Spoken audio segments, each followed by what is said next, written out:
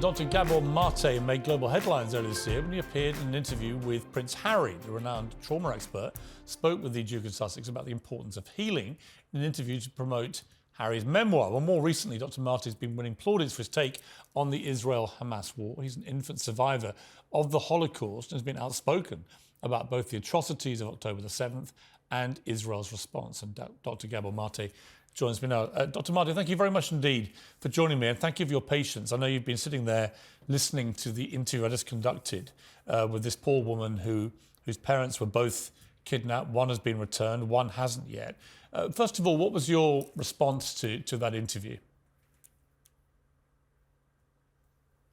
On a human level, I saw a very decent person in evident pain, in grief, obviously deep anxiety about the fate of her father. I saw somebody trying to make the best out of a really horrific situation, and my heart goes out to her. You specialize throughout your career in trauma and helping people get through trauma. You've talked to many people who've been in extreme trauma. This is a very traumatic situation these last 2 months for people on both sides, for the people who were on the receiving end of this massacre on October the 7th. And we've just heard firsthand what that has been like for the people in Israel who suffered that. But also, of course, what's going on now in Gaza with many thousands of innocent people being killed with Israel's military response, including thousands of children. What is your overall assessment of where this war is now heading? For that, you need some historical context. Now, look, I used to be a Zionist. As you mentioned, I'm a Holocaust survivor. Zionism was very important for me as a salvation of the Jewish people, until I found out that the state was founded based on the extirpation, the expulsion, and multiple massacres of the local population. And that's not historically controversial. So I'm taking a longer view of this.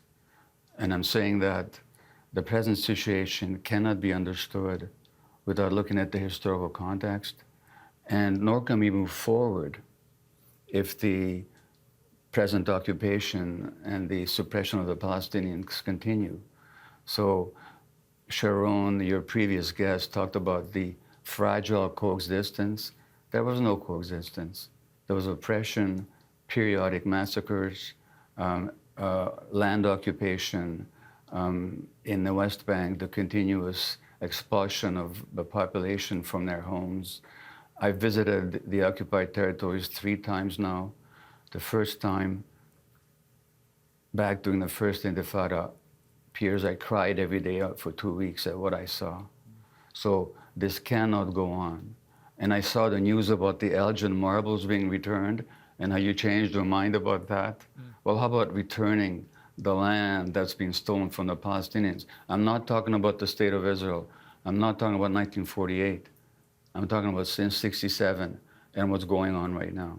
So there's got to be some stop to what's going on, and that's how I understand it. No, this is for the sake of both Israelis and Palestinians. Yes, I completely agree with you. This is a never-ending cycle. I guess from the Israelis' point of view, what happened on October the 7th was on such a gigantically horrific scale. I do get a sense that Israel is in a collective sense of trauma, and that they are determined that Hamas should not be allowed to perpetrate such a massacre again. And they are on record, Hamas, just 2 weeks ago, their spokesman are saying they would do it again and again and again if they can. So that represents a clear existential threat to the security of people in Israel. So I guess my question for you is, what should Israel's response be? Everyone is increasingly concerned about what is going on in Gaza. Clearly, the loss of civilian life is on a catastrophic scale.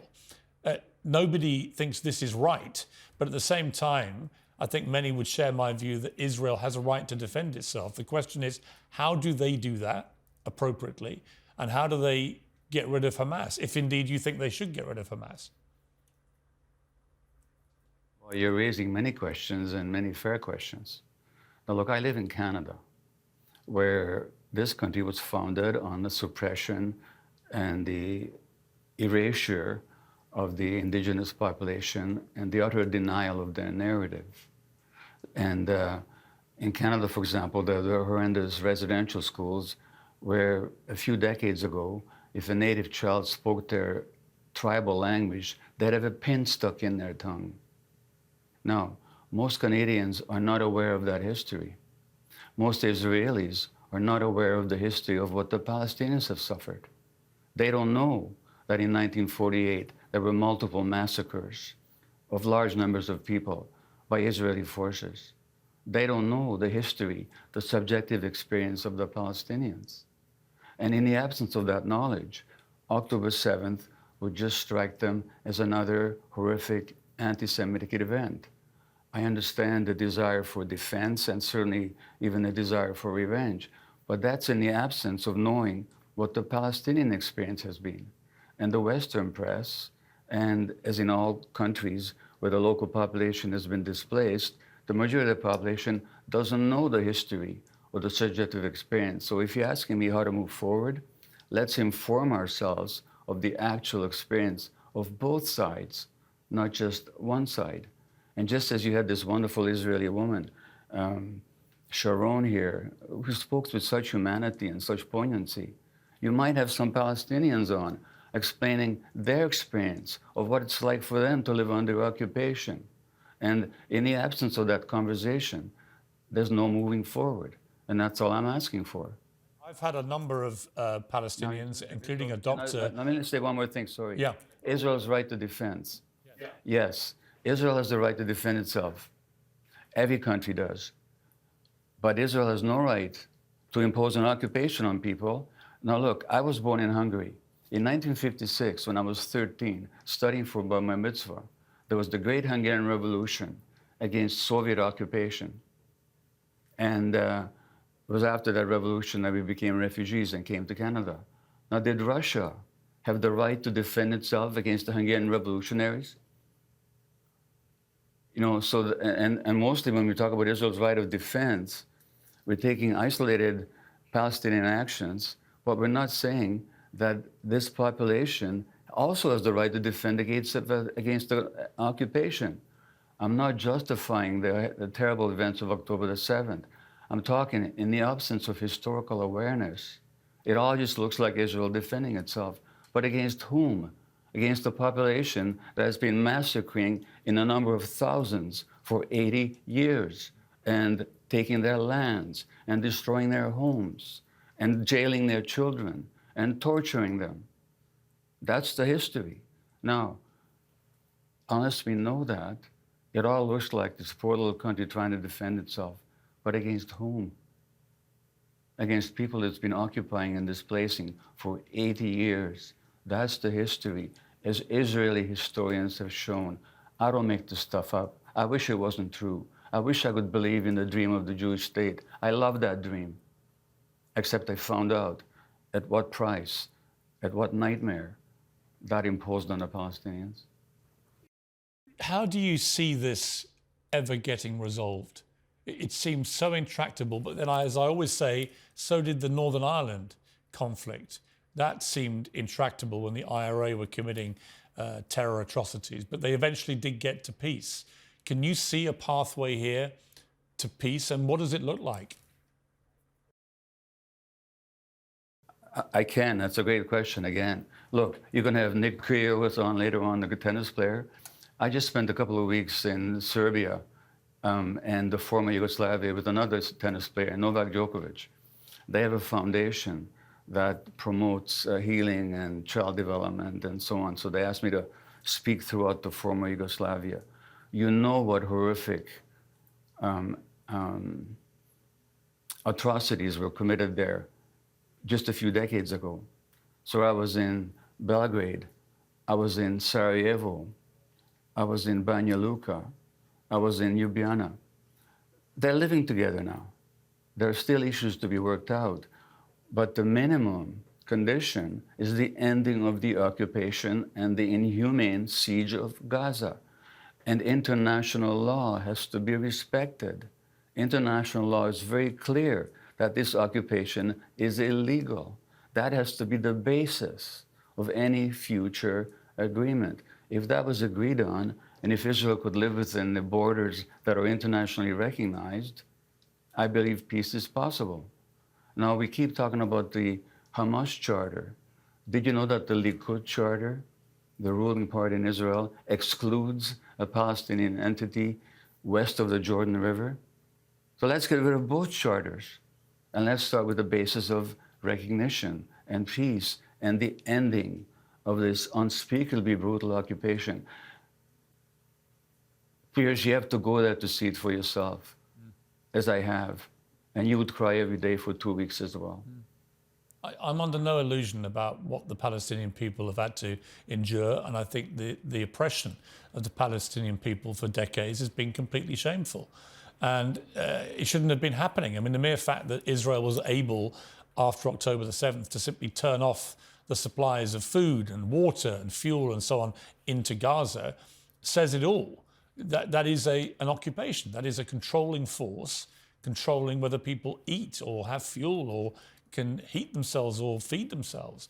So I'm under no illusions about that. I've been very critical of Israel before. What has complicated things for me morally with this is that the scale of what happened on October the 7th was so disgusting. And the fact that Hamas has said they will continue to try and do the same thing again is that I absolutely believe Israel has to do what it can to remove that threat. And how you do that when they are immersed in the civilian population and that population is half children without massive civilian casualties on the scale we're now seeing, I don't know. I genuinely don't know. I don't know how they resolve this, but I hope that better minds than mine can work a way through this.